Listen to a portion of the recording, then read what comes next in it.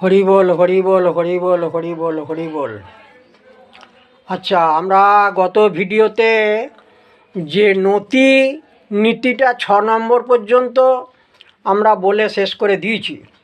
নতি নীতিটা ভগবান প্রয়োগ করে দেখে নিলেন, তাতেও কিন্তু মান গেল না। তাহলে মান ভঙ্গের যে উপায়গুলো সাম, ভেদ, দান, নতি, ক্রিয়া, উপেক্ষা, রসান্তর সবই একে একে ভগবান প্রয়োগ করে করে দেখছেন।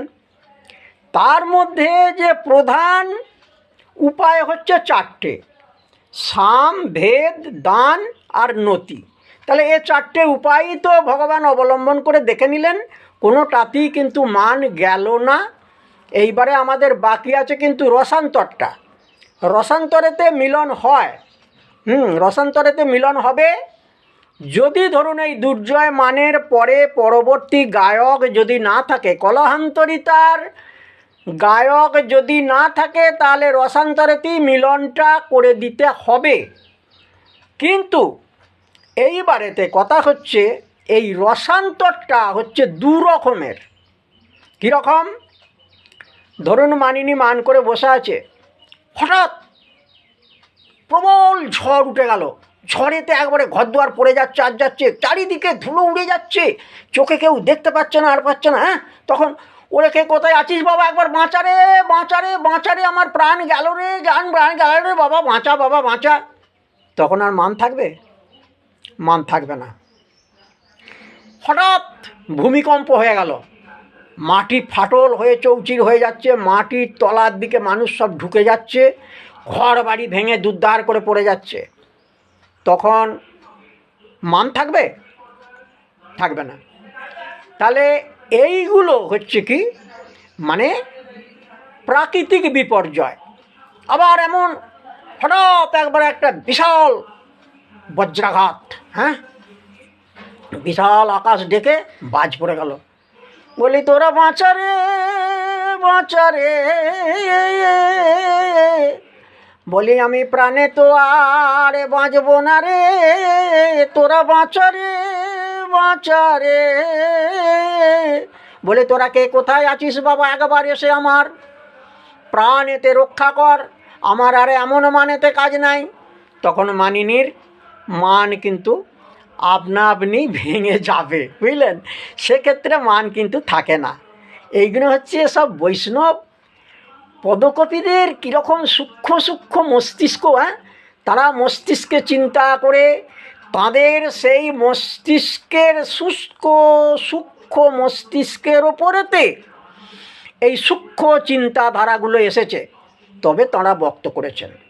আচ্ছা, তাহলে যেটা আকস্মিক বা হঠাৎ যেটা প্রাকৃতিক বিপর্যয়, তাতে কিন্তু কোনো পদ পদাবলী পাওয়া যায় না। ওখানে মহাজনরা কোনো পদ পদাবলী কিন্তু রচনা করে নেন। তখন যে যার প্রাণ নিয়ে দৌড়াদৌড়ি, কিংবা হঠাৎ ধরুন একটা বিশাল অগ্নিকাণ্ড হয়ে গেল, ঘরদুয়ার সব পুড়ে যাচ্ছে, তখন ঘরদুয়ার ছেড়ে দিয়ে তো পালিয়ে যেতে হবে।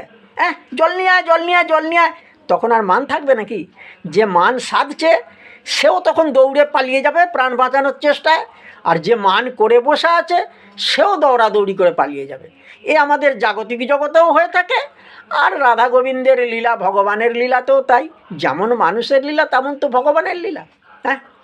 তাহলে এক্ষেত্রে কিন্তু কোনো পদ পদাবলী আজ পর্যন্ত দেখা যাচ্ছে না। আচ্ছা, এইবারে কথা হচ্ছে আরেকটা কি আছে। রসান্তর হচ্ছে দু রকম বলেছি। আরেক রকমটা কি? আরেক রকমটা হচ্ছে নায়ক যদি খুব বুদ্ধিমান হয়, নায়ক ধরুন যদি খুব বুদ্ধিমান হয়, তাহলে কিছু ছল চাতুরি, মিথ্যা কপটতার আশ্রয় নেবে। সেই মিথ্যা আশ্রয় নিয়ে মানিনীর মনে ভয় ঢুকিয়ে দিয়ে, এখন মানিনী তখন দেখবে বাবা, নায়ক আমার প্রাণে বাঁচুক, আমার আর মান করে কাজ নাই, আমি এমন মান আর করবো না, করে মান তখন তার চলে যাবে। আচ্ছা, এই হিসেবে কিছু পদ পদাবলী আছে। সেই মিথ্যা ছল কপটতা যে আশ্রয় করবে নায়ক, সেগুলোর কিছু পদ পদাবলী মহাজনরা রচনা করে দিয়ে গেছেন। তবে সেইগুলো আমি আবার সামনের ভিডিওতে আমি প্রকাশ করছি। কিন্তু এই আকস্মিক প্রাকৃতিক বিপর্যয়ের কোনো পদাবলী নাই। এই মিথ্যা ছল কপটতা আশ্রয় করে এইটা যে রসান্তর যেটা আছে, এই রসান্তরেতে মিলন আছে।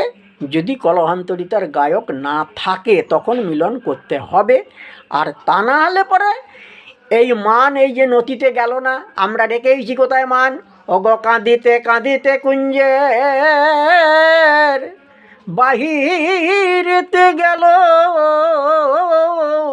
রসিকেন্দ্র চূড়ামণি প্রাণে গোবিন্দ আমার কোনো উপায় না পেয়ে, মানিনীর মুখে কোনো বার্তা না শ্রবণে করে, কোনো উত্তর না পেয়ে কাঁদিতে কাঁদিতে কাঁদিতে কাঁদিতে কৃষ্ণ কুঞ্জের বাহিরেতে এলো।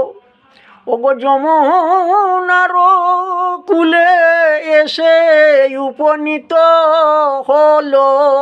এইখানেতে ওই নতি নীতিটা যেখানে শেষ হচ্ছে, আমি গানটাকে সেখানেতে রেখেছি।